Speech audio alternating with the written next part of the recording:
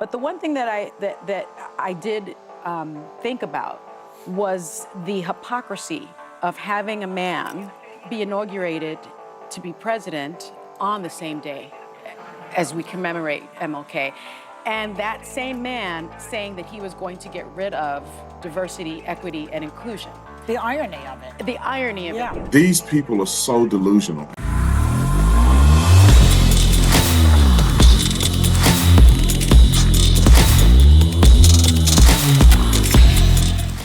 This video is brought to you by Tatum Store, brought to you by Tatum Store. Make sure you get some of our inaugural merch. And also, we have our doormats. We're finishing up. We're going to make them available here soon. T-Force is also in stock and being prepared to be launched. So if you want it, you better get it now. We have a limited supply. So as soon as I make it live and active, they're going to be gone. So right now, go to synergylife.com and you put notify me when made available on the T-Force, because it's going to be launched here in the next few days. So be ready, be prepared. I've been taking it every day. I feel amazing, and I'm excited because it's my supplement. Anyway, like, subscribe to the channel. Y'all know what to do. Let's get into it. Y'all know, and we were talking about this yesterday, as the inauguration was happening, that the View was going to be priceless. I could not wait to listen to what the View had to say about this, because I can just see leftists losing their minds at the mere idea that Donald Trump is back. And if you didn't believe me, watch the film. Yesterday, did something happen?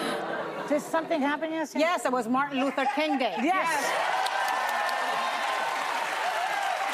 That's a good one. Keep crying. Well, in addition to Martin Luther King Day, a certain person, Donald Trump, was sworn back into the White House as the 47th president. Now, high-profile Democrats were in attendance along with Republican officials who all sat behind big tech oligarchs with the best seats in the House. Yeah. Trump gave a preview of what we're in for the next 4 years. Take a look. My recent election is a mandate to completely and totally reverse a horrible betrayal. For American citizens, January 20th, 2025 is Liberation Day. We will begin the process of returning millions and millions of criminal aliens back to the places from which they came. I will direct all members of my cabinet to marshal the vast powers at their disposal to defeat what was record inflation and rapidly bring down costs and prices. We will forge a society that is colorblind and merit-based. It will henceforth be the official policy of the United States government that there are only two genders, male and female. My proudest legacy will be that of a peacemaker and unifier. That's what I want to be. So if he's sending all the criminals away, where is he going? And what better way to unify Greenland. the country than by ripping families apart and punishing anyone who doesn't fall in line? So I watched the whole thing because I have a certain masochistic streak in me. You do. What about the rest of you? Yeah, I watched it. Just the speech part. A lot of the revelry, it was hard because this is not someone I voted for, so I did not feel like sitting around and watching it. But the speech itself, I remember when it was done, my first reaction was, you know, what is this country he speaks of? Because I immediately couldn't reconcile the way I see the country and the people and how it is right now and where he saw it. He didn't say carnage, but he said carnage pretty much in everything else. Do you remember the reference from his first inauguration when he said carnage? I just kind of felt this dark feeling. And then he had this kind of martyr-like, you guys are downtrodden and almost irreparable. You can't save this place, but I can. And like, it had this like godlike complex without any Jesus qualities. Like it was kind of like a juxtaposition. But I was really disappointed, not surprised, just to be clear, but disappointed that there wasn't one kind thing to say about the outgoing administration. Because even— Au contraire, he was merciless to the outgoing. That's my point. That's my point. Even if you are, even if you find it really hard, there could have been. They spent the morning together. They had a welcome tea. The President Biden and Vice President Harris did everything we all criticized Donald Trump throughout the door. They did all the traditions of handing off the baton. and he couldn't even muster up one small thing to say thank you for kindly welcoming us back or something. It was a kind of a gut punch of sorts. Well, that's not who he is, right? I mean, he's not a statesman. Hold on, I want to pause. I want to talk before she talks. First and foremost, these people are so delusional, and I say that every time, and they never seems to shock me at the things that they say. Donald Trump, I watched the speech. Donald Trump was incredibly inspiring. Donald Trump is literally not just saying some random stuff. He's saying what the people are feeling. That's why they voted for him. That's why the man won overwhelmingly. That's why he won the popular vote as well as all the swing states. He dominated an election. Why? Because people do see the country as it's on a decline. Crime is out of control. Our government is a mess. You just had the president, he sleep behind the wheel for, I don't know, his whole administration. Then he just pardoned all these people. It's like, it is a mess. And they called him Hitler every single campaign trail stop. And then all of a sudden he's supposed to say something positive about them leaving office. They had nothing positive to say about him. They had an opportunity to say all these things about Trump. They called him all kind of names. They said all these years of them bashing him, he had an opportunity to say the truth. And I think he held back on a lot of stuff. Now let's listen to Sonny host and finish what she got to say. Roll the clip. Who he is. And I decided to protect my peace and celebrate Martin Luther King Jr.'s Day yesterday. So I did not watch the inauguration. My sorority sisters of Alpha Kappa Alpha Sorority Incorporated had a service day in Harlem yesterday, and I enjoyed that. I went to Buffalo Wild Wings and watched Notre Dame, unfortunately not be victorious, but I went with a bunch of my law school buddies, and we ate wings, and thank you, Tony, who's the manager there, for making me feel good. But the one thing that I did think about was the hypocrisy of having a man be inaugurated to be president on the same day as we commemorate MLK. And that same man saying that he was going to get rid of diversity, equity, and inclusion. The irony of it. The irony of it, because Martin Luther King not only wanted racial equality, he wanted economic equality. And that is something that people tend to miss. And I want to remind people that he said that Black Americans deserved reparations for the injustices they faced. He argued that reparations were a form of justice, in fact, not charity. And he said, quote, "It's all right to tell a man to lift himself by his own bootstraps, but it is cruel jest to say to a bootless man that he ought to lift himself by his own bootstraps." And so in thinking about that, and Donald Trump saying things that this country would be a meritocracy, you're talking about a man who didn't become the president of the United States because of merit. He hasn't he had no political experience whatsoever. He had no business experience. He was given everything that he has. He is a legacy hire. He is, if anything, a DEI hire.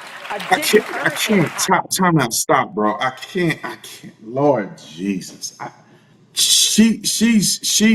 This is so nutty. I don't know how to get on TV and say this. Donald Trump is a legacy hire. No. You're not gonna say Bush is, which his family. Legitimately, not legitimately, his family was literally running a dynasty, not the Clintons, you know, not Obama, not the Clintons who was a part of Obama's administration, or the Clinton who was Hillary Clinton, who was Bill Clinton's wife. All these people work together. Cheney and all these people, they all have been in government forever. They are the legacy hires. Donald Trump didn't have no business experience. Like, you can't, like, that's why you can't trust these. I don't know how people listen to The View. Like, when people say stupid stuff like that, you got to say, okay, you're clearly not acting in good faith. You're clearly not making any sense. You don't have a legitimate claim. You're clearly a nut job saying the man don't have any business experience. The man don't have any experience whatsoever being a president. But he did an incredible job with no experience. That's why we hired him again. Don't forget that we hired him again. Don't care what you think, how you feel, what you want to say. We decided to pull the lever for Donald Trump one more again after they had impeached him twice, after they called him Hitler, after they tried to ruin his reputation, after they convicted him here and tried to bankrupt him here and tried to take his life and then tried to give him the life back just to take it again.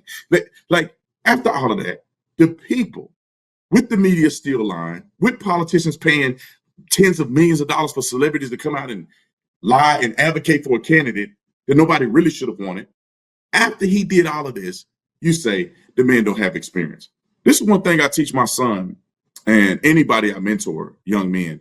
Don't ever be delusional about where you are really at. Because if you're delusional and tell yourself a lie, you can never get better. If you're running around thinking your stuff don't stink, and so you acting like that, even though your stuff stinks, you will never make it in life. I often tell my son this, man, ain't no pipe down, bro. Don't ever get into a situation where you think you're better than what you really are. It's okay to believe in yourself. It's okay to believe in success. It's okay to believe that one day I will get there if I work hard, but don't get it twisted. If you ain't there, it don't benefit you by thinking you there because you don't work as hard. You know, all of the things that go along with being delusional. And I think these Democrats are overarchingly, they're overrepresented in delusion.